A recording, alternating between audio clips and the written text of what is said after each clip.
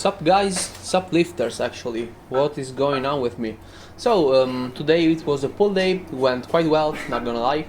I started with heavy chin-ups, I did 93.5 kilograms, since I am 81 kilograms and I loaded 12 and a half, and it went quite well. Today I focused more on being explosive from the start, rather than controlling everything, since I firmly believe that this type of exercises kinda gives you the best bang for your buck if you actually focus more on the positive rather than the negative.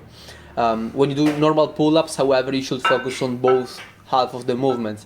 However, what we're developing here is explosivity and strength and power, and this is why I believe that the positive phase, which is the one in which we are exerting the most amount of power, is the most important. I did 5 series, I did, I believe, 5 4 times, and in the last one I just did 3, and then I did 2 with my normal body weight, and you will see that I was still quite exhausted. Again, one of the best things that you can do is think of your arms as a pair of ropes, so basically pull yourself up from your elbows, not from your hands. That way you will be able to engage your back much more than you would if you were just going to pull from your hands. Another thing is that I really want to get back at deadlifting. The last session really pumped me up, and I really want to try that hybrid stance, which I'm really thinking about in these days, because when I realized that I actually have decently long femurs, I kind of realized why do I have kind of some problems both with squats and with deadlifts. Because those long femurs put my lower body really far away from the bar, and this gives me kind of a bad leverage, which is also why I end up kind of having not to round my back, but it seems like that I need to do, or that I have to pull from a really horizontal position. So I really want to give those really hybrid stance deadlifts a try. Also, you can see me training abs for once, since I'm just doing it for the rectus femoris. However, I'm still training abs after all, but I'm doing it mainly to improve my hip flexors and improve my butt wing at the bottom of the squat. And I'm basically supersetting them with the biceps, because that is what makes the most sense if you think about it, because it's just an isolation exercise and it's just dumb to just rest and do nothing. So I'd rather do an exercise I dislike, which are the hanging leg raises, rather than doing nothing and simply wasting training time. So I've been extremely inconsistent with my curls, especially for my biceps. So what I decided to do is basically the day that I do heavy chin-ups, I'm gonna focus more on less weight and more reps. And the day that I do pull-ups, it's gonna be more weight and less reps. I then did my Panley Rows, which I really like. And if you remember, the last time that I did them, I think I mentioned that the bar wasn't really touching my body. And I really feel like that it's because of the grip, meaning that the narrower my grip is, the easier it is for me to actually let the bar touch myself. And the larger it is, the harder it is, okay? So that actually makes sense, and I have never been extremely consistent with where I put my hands. I kinda go by feeling, which is probably the reason why sometimes I am able to basically touch my body much more rather than some other times. I believe that there is some value in actually learning how to do them with the snatch grip. However, I still think that I'm too green on this exercise to just introduce variation for no reason. Since right now I'm still making progress, I'm really enjoying them, I'm still learning how to keep everything braced. And yeah, this is the second series. And you can see that I also removed the slippers, since the last one I was doing with those on, which is a disadvantage, quote unquote, because if I have slippers, I have 2 to 3 more centimeters.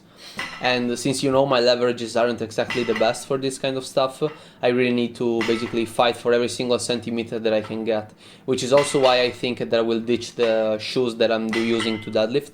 That, yeah, of course they are nice, however, I really need to have the least amount of space between me and the bar as possible. Yeah, of course, this deadlift isn't extremely, let's say, technically sound, however it's lightweight, and I'm kind of tired, so I just brute forced it up, which is not a good habit, don't get me wrong, you shouldn't really do it. So I'm glad that I kind of saw myself doing that. Next time I will be more careful when I pull the weight up. Then moving on, I had the superset of rear delts and hammer curls, and again I did 88 kilograms with the hammer curls. However, I did that in order to see if I could actually reach, I believe, 15 by 4, and I believe that I almost got it. And I needed to see that just in order to kind of gauge the amount of weight that I should use. So in the day in which I will go heavier, I will try to use 12 kilograms, and in the days in which I can just go lighter, I am going to use just 10 kilo. Yeah, did I say it right? Did I say it right? Yeah, I'm gonna use 10 kilograms in the lighter day, since today I'm using 8. Yeah, that makes sense. I really enjoy actually hammer curls. I really like them because they help me kind of release the stress from my wrist, as well as involving the brachioradialis, which is the muscle of the forearm that I kind of struggle to train right now. So I've been really enjoying them. Then I did my classic forearm work, and today I decided to open up with forearm curls, since I feel like that it makes sense to kind of alternate between what I do first, because my performance is much better. If you compare these curls with the curls that I do when the curls are my second exercises, you will see that the range of motion is better. Another critic that I will give myself is that I went way too fast, in my opinion. Although it allowed me to be more explosive due to the stretch reflex, I'm not sure if it's the best for hypertrophy. So I think that I will try to slow down next time, even in the curls. And then what I did is something quite interesting, which are the Zercher Squats. Why did I squat today? Number one, because there was no weight, it was just a bar. However, I saw an interesting video talking about the butt wing, which basically said that if you go down with too much of a pelvic, anterior pelvic tilt, your body will end up compensate butt winking. However, if you go down with the right amount of flexion, your body isn't supposed to butt wing as hard, and you can kind of see it in the last rep. I went, I think, down just as much, however there was less butt wing. So I really need to understand what is the right amount of depth for me. Also, you will see that I kind of play both with my stance and both like the width of the stance and where my feet are pointing, since I believe that my hips are made to open up much more, so I'm quite good when I open everything up.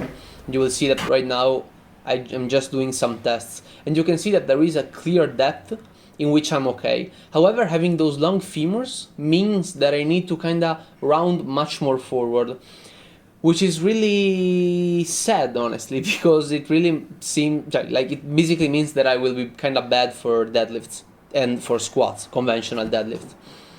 So, I mean, I'm okay since I'm interested more in hypertrophy. However, yeah, this was a pretty good squat in my opinion. This is decent as well, although you can still see that there is some butt wing. This one was extremely bad. However, I kind of tried to rest my elbows on my knees. So you can see that there are some kind of sprinkles of good form occasionally. So I just need to kind of get the right form dialed in.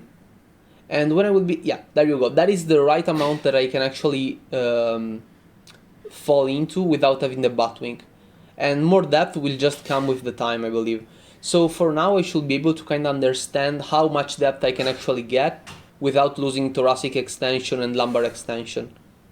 Yeah, there it is. That is my right depth. And that I believe is also parallel, so it's pretty good.